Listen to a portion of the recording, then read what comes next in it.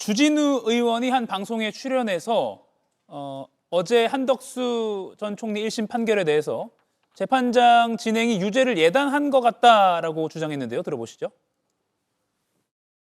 일단 재판 과정에서 네. 재판장이 예단을 비치거나 선입견을 비치면 안 되거든요. 네. 근데 재판 과정에서 증인을 질책한다든지 공소장 변경을 먼저 요구한다든지 재판장 진행이 유죄를 예단하는 것 같다라는 좀 이상하다고 생각하는 부분은 사실 한덕수 총리와 관련된 재판은 훨씬 늦게 시작했거든요. 그런데 훨씬 빨리 재판을 1심 진행해서 선고가 났죠. 네, 먼저 그 부분에 대한 판단을 해버렸어요. 네. 재판장의 진행 자체가 너무 내가 먼저 판단할 거야 라는 의도가 너무 보여져서 이제 그 점이 불편했고. 예, 불편했다. 김명남 위원님, 저희가 공판 과정도 이 방송에서도 계속 시청자 여러분께 전해드렸고 그런 상황에서 주진우 의원의 저 주장은 좀 어떻게 평가하십니까? 일단 그 공소장 변경을 요구를 한 부분은 예. 이번 판결 선고에도 설명을 해줬습니다만 이게 처음에 기소됐던 내란 우두머리 방조는 저도 이상했어요.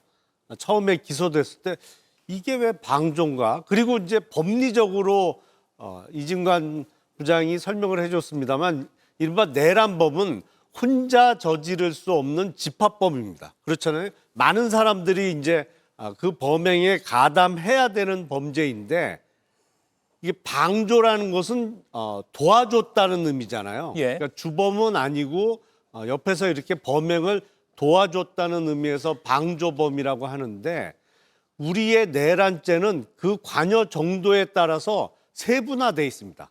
그러니까 내란 우두머리가 있는 것이고 그 다음에 관여도가 깊은 사람은 주요 임무 종사자가 있는 거고 그거보다 관여도가 좀 떨어지는 사람은 우리가 왜 부하 내동했다고 했을 때 부하 수행자라는 또 별도 처벌 조항이 있거든요. 예. 그 외에 뭐 단순 폭동 가담자도 있고 그러니까 이 방조라는 개념이 좀 성립하기 어려워요. 관여 정도에 따라서 수괴가 될 수도 있고 주요 임무 종사자, 약하면 부하 수행자 뭐 이렇게 세분화돼 있기 때문에 방조법은 성립하기 어렵다. 그래서 법리적으로 공소장 변경 요구를 한 것이고 저는 그건 뭐 적절한 판단이라고 봅니다. 예. 그게 어떤 예단을 미리 드러낸 것이다. 선입견을 갖고 재판을 했다라고 비난하기는 어려워 보이고 그리고 아마 그때 국토부 장관을 했던 사람이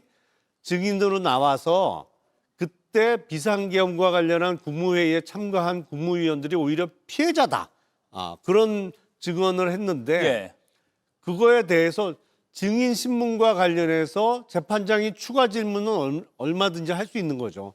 아니 국무위원 장관이면 최고위직 공무원인데 거기서 적극적으로 불법적인 비상계엄을 말려야 될 책무가 있는 사람이 오히려 적반하장식으로 피해자라고 주장하는 게 적절한 발언이냐는 취지로 이제 질문을 했던 것이고 그게 예. 어떤 예단을 드러냈다고 보기는 어렵기 때문에 글쎄요 뭐 1심 판결과 관련해서 결론을 정해놓고 재판을 진행했다라고 하는 국힘 쪽 주장은 글쎄 뭐 달리 법리적으로 이거를 비판하기 어렵기 때문에 그런 식의 주장을 하는 것이 아닌가 싶습니다. 예.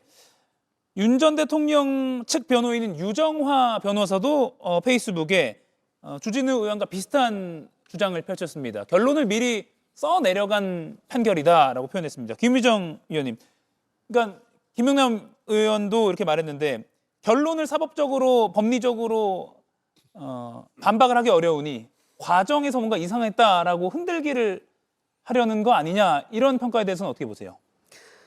말도 안 되는 억지 주장이라고 저는 생각을 합니다. 특히 그 주진우 의원이 먼저 판단을 했다라고 하면서 미리 결론 내놓은 거 아니냐 비슷한 대동소이한 이야기들을 하고 있는데요. 이게 이진관 재판부의 문제입니까? 주기현 재판부가 지금까지 만만디로 갔던 거 아닙니까? 여름 휴가 갈 거 다 가고 들어줄 얘기 다 들어주면서 그 재판의 행태를 지켜보던 국민들이 모두 울분에 가득 차 있었잖아요. 이게 내란 재판이 맞는 것이냐. 그렇게 늦게 하고 심지어는 결심 공판마저도 한 판에 안 되고 두 번째 가가지고 하는 그런 행태를 보였기 때문에 늦어진 거지. 이중간 재판부가 결코 빠르지 않았다고 저는 생각합니다. 그리고 누가 들어도 우리가 그동안 해왔던 이야기들을 정말 일목요연하게 이 법적 논리에 근거해서 잘 그 써내려간 판결문이었다라는 것을 누가 들어도 공감할 수 있는 거였기 때문에 예. 방금 얘기한 주진우 의원이나 일부 변호사들이나 혹은 국민의힘의 일부 지도부나 이런 분들을 제외하고는 저는 다수의 국민들이 굉장히 공감했던 판결이라고 생각합니다. 그리고 지난번에 그 체포영장 집행 방해 관련한 1월 16일 날 선고에서도 예. 사실은 그때도 그 전에도 왜 내란 재판보다 이걸 먼저 하느냐라고 했지만은 그것과 상관없다라고 하면서 딱 잘랐잖아요. 저는 마찬가지라고 생각합니다. 그런 점에서 이제 23년형 법정 구속이라는 그 판결에 대해서 굉장히 놀라고 당황했기 때문에 이런 뭐 뒤늦은 억지 주장들을 해보는 것 같습니다만은 주기현 재판부는 저는 비슷한 맥락에서 판단할 거라고 생각합니다. 예.